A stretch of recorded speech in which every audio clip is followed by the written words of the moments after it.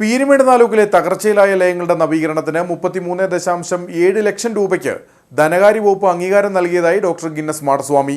തൊഴിൽ വകുപ്പ് നൽകിയ ശുപാർശയ്ക്കാണ് ധനകാര്യ വകുപ്പിന്റെ അംഗീകാരം ലഭിച്ചത്. സംസ്ഥാനത്ത് തകർച്ചയിലായ ലയങ്ങളുടെ നവീകരണത്തിന് 2022-23 ബജറ്റിൽ അനുവദിച്ച 10 കോടി രൂപയിൽ നിന്നാണ് പീരുമേട്ടിലെ അടച്ചുപൂട്ടിയ ലയങ്ങൾക്കായി ഫണ്ട് വിനിയോഗിക്കാൻ അംഗീകാരം കിട്ടിയത്. ലയങ്ങളുടെ നവീകരണം ആവശ്യപ്പെട്ട മുഖ്യമന്ത്രി, തൊഴിൽ, ധനമന്ത്രിമാർ എന്നിവർക്ക് മനുഷ്യാവകാശ പ്രവർത്തകൻ ഡോക്ടർ ഗിന്നസ് മാടസ്വാമി നൽകിയ നിവേദനത്തെ തുടർന്നാണ് നടപടി.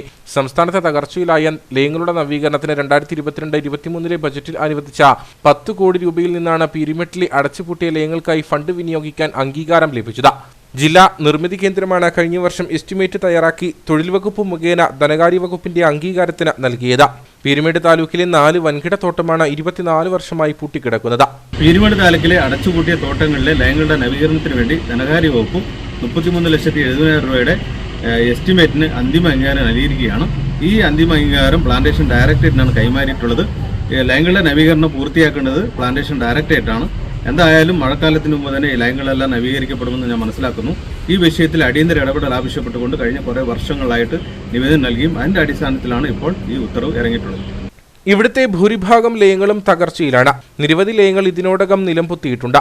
പ്രവർത്തിക്കുന്ന തോട്ടങ്ങളിലെ ലയങ്ങളുടെ സ്ഥിതിയും പരിതാപകരമാണ്. പ്ലാന്റേഷൻ ഡയറക്ടറേറ്റാണ് ഇക്കാര്യത്തിൽ ഇനി അന്തിമ ഉത്തരവ് ഇറക്കേണ്ടത്.